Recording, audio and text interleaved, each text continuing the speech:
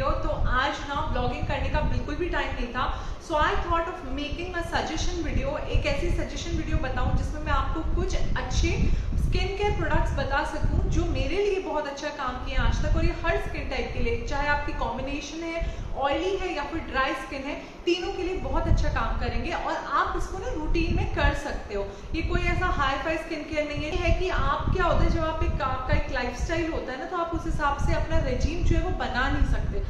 तो आपको ऐसी चीज करनी चाहिए जो आप इजीली अपने लाइफस्टाइल में इंक्लूड कर सको। और ये मैं आपको इसलिए बता रही हूँ कि मैंने बहुत सारे लोगों को ये सजेस्ट किया था, उन लोग के काम आए, लेकिन यूज करने से पहले पैच टेस्ट कर लेना। मैंने जब भी आपको कोई स्किन केयर की बात बताई है हमेशा ये कहा है that I am not the person, पर हाँ मैं सजेशंस जो मेरी स्किन के लिए काम करते हैं आपको दे सकती हूँ। अगेन हैविंग सेड दैट, मेरी स्किन कोई बहुत अच्छी नहीं है, टेक्सचर्ड है, फ्लॉज है, फ्रेकल्स है, मोल्स है, लेकिन फील गुड तो होता है इन प्रोडक्ट्स को लगाने के बाद। सो अगर आपको ये जानना है तो आप ये वीडियो देख सकते हो, सिंपल सा स्किन केयर रूटीन जो आप रोज फॉलो कर सकते हो। चलो शुरू करें। Let's start with the video. सबसे पहली चीज जो आपकी स्किन में लगती है नहाने के बाद, आई थिंक वो होता है मॉइस्चराइजर, जो हर बंदा लगाते ही लगाता है। जो नहीं लगाता वो लगाना शुरू कर लो, मेरी बात मान लो, क्योंकि पहले मैं नहीं लगाती थी, उस वक्त वजह से मेरी स्किन में ना इतने सारे तिल और निशान हो चुके हैं। तो ये है वो मॉइस्चराइजर जो मैं बहुत टाइम से यूज कर रही हूँ, ये मैं पहले भी बता चुकी हूँ, जो मुझसे पूछता है उसको बताती हूँ। ये है इमोलिन मॉइस्चराइजर, और ये कहता है कि ड्राई स्किन के लिए, लेकिन नहीं, आप मेरी ना कॉम्बिनेशन स्किन है और कभी कभी ऐसा होता है एक्सट्रीम ड्राई हो जाती है, कभी कभी एक्सट्रीम ऑयली हो जाती है। तो ये जो है मॉइस्चराइजर, ये सालों से मैं यूज कर रही हूँ। ऐसा नहीं है कि मैं इसी पे चिपकी रही हूँ, मैंने कुछ और ट्राई नहीं किया है। मैंने बहुत सारे, क्योंकि मैं इतनी बड़ी यूट्यूब फैन हूँ कि जितने जो लोग सजेस्ट करते हैं ना वो खरीद के मंगा लेती हूँ, और एट दी एंड वो वेस्ट ही होता है। तो इसलिए मैं आपको ये सजेस्ट कर रही हूँ, ये मॉइस्चराइजर जो है ये बेस्ट मॉइस्चराइजर है। इसका कुछ 300 रुपये का ये है, 372 और समथिंग, मैं एक बार देख कर, आप 315 रुपये का मॉइस्चराइजर है ये, और ये इतना सारा प्रोडक्ट है, दिस इज सम 100 ग्राम्स, और आपको बहुत थोड़ा सा लगाना होता है। जिसकी ड्राई स्किन है वो एक फिंगर में इतना थोड़ा सा ले सकते हो, और जिसकी नॉर्मल स्किन है वो पी साइज भी लगाएगा तो चल जाएगा। ये इतना अमेजिंग है। तो ये वाला जो मॉइस्चराइजर है, मैं ये चाहती हूँ कि आप लोग एक बार ये लो, इसको ट्राई करो और फिर मुझे बताना कि आपको कुछ असर हुआ या नहीं हुआ। मैंने इसके इंग्रेडिएंट्स भी कभी नहीं पढ़े, आप बिलीव करो, पहले तो कोई किसी को ना फर्क ही नहीं पड़ता था। इसमें सिर्फ प्रोपाइलिन ग्लाइकॉल है, पैराबेन्स है या नहीं है इसमें लिखा नहीं है, तो उसका मैं बता नहीं सकती, क्योंकि आजकल सब वो हाइप हो गई है ना, पैराबेन फ्री, क्रुएल्टी फ्री, ये वो। तो ये तो मैं तब से यूज कर रही हूँ जब से ये था भी नहीं। और हाँ, अभी देखो ये इतना वायरल हो गया ना, अगर इंटरनेट पे सर्च करोगे ना तो हर जगह यही दिखेगा। पर ये बहुत अमेजिंग है, और ये जनरल स्टोर पे नहीं मिलेगा, आपको मेडिकल स्टोर पे मिलेगा, या फिर आप अमेजोन से ऑनलाइन ले सकते हो। बहुत अच्छा है, एक बार ट्राई करो और फिर मुझे बताना। मैं ये ऑनेस्ट आपको रिव्यू दे रही हूँ कि अच्छा है, इसको ट्राई करो, कोई भी स्किन टाइप वाला। लेकिन पहले पैच टेस्ट कर लेना, ठीक है? पहले हाथ में लगाकर देख लेना कोई एलर्जी तो नहीं हो रही है, थोड़ा सा यहाँ पे लगाकर देख लेना कोई एलर्जी तो नहीं हो रही, उसके बाद ही यूज करना शुरू करना। ओके, चलो नेक्स्ट दिखा चीज हम अपनी स्किन पे लगाते हैं, या मैं अपनी स्किन पे लगाती हूँ हर दिन रोजाना, वो है सनस्क्रीन। और ये सनस्क्रीन है रेवेला सनस्क्रीन लोशन, जो SPF 50 है।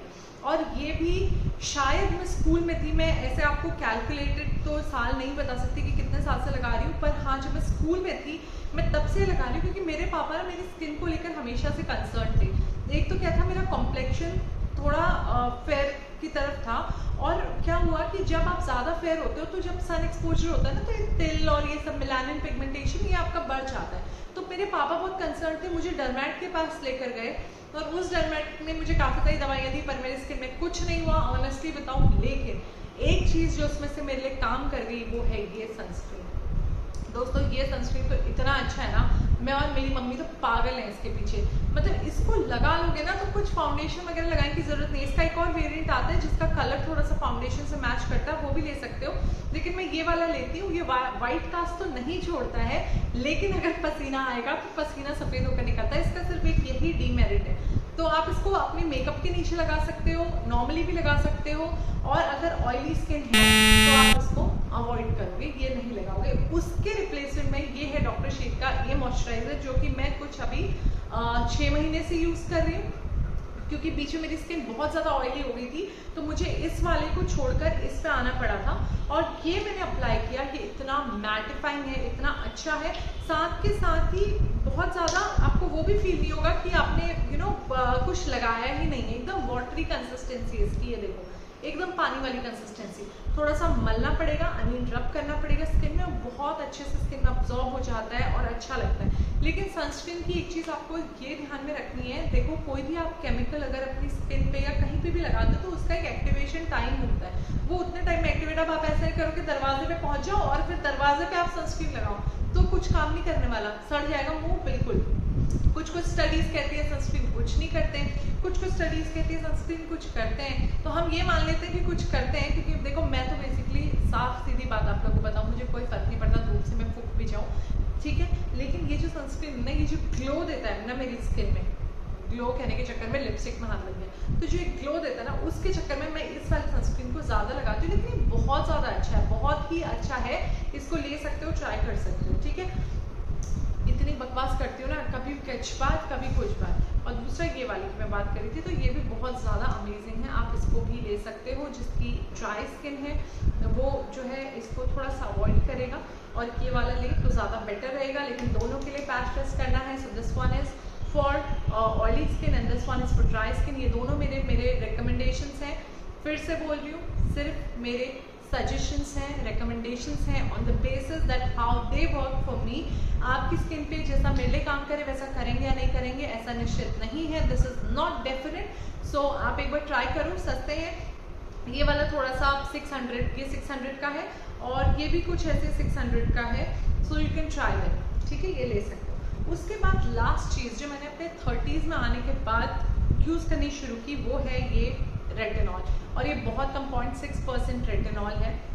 ये मैंने यूज़ करना स्टार्ट किया इनिशियली, जब मैं इसको यूज़ कर रही थी ना, तो मेरे स्किन पे बहुत ज़्यादा ब्रेकआउट्स हो रहे थे, बहुत ज़्यादा। जब मैंने सैलिसिलिक एसिड यूज़ किया तभी भी, और जब मैंने ये यूज़ करना स्टार्ट किया तभी भी मेरे स्किन पे बहुत ब्रेकआउट्स है, और मेरा बिल्कुल करने का मन नहीं कर रहा था, क्योंकि मेरी वैसे ही पिंपल प्रोन स्किन है, मतलब बहुत जल्दी ना पिंपल्स हो जाते हैं मेरी स्किन पे। अगर मेरे पीरियड्स चल रहे हैं तो मुझे पिंपल्स आ जाएंगे, मैं अगर ओवरनाइट मेकअप रख लूँ तो मुझे एक्ने हो जाते हैं। तो जैसे भी नहीं ये लगा एक्ने होने स्टार्ट हो गए, लेकिन मैंने इसको लगाना छोड़ा नहीं, मैंने 1 मंथ इसको कंटिन्यूएशन में लगाया था। अब मैं इसको छोड़ चुकी हूँ किसी रीज़न की वजह से, लेकिन अब जब मैंने इसको लगाया था तो मेरी स्किन इतनी सफल और सारा टाइम ग्लो। आपको कुछ नहीं करना, मॉइस्चराइजर लगाना और आप इसको लगाओ, आपको पता चलेगा retinol is the thing you need. 30s के बाद नियासिनामाइड और रेटिनॉल, ये दो ऐसी चीज़ें जो आपको यूज़ करनी ही करनी चाहिए। ये 30 ml की बॉटल है, और इसने मुझे कुछ 650 रुपये, 650 रुपीज़ की ये बॉटल थी।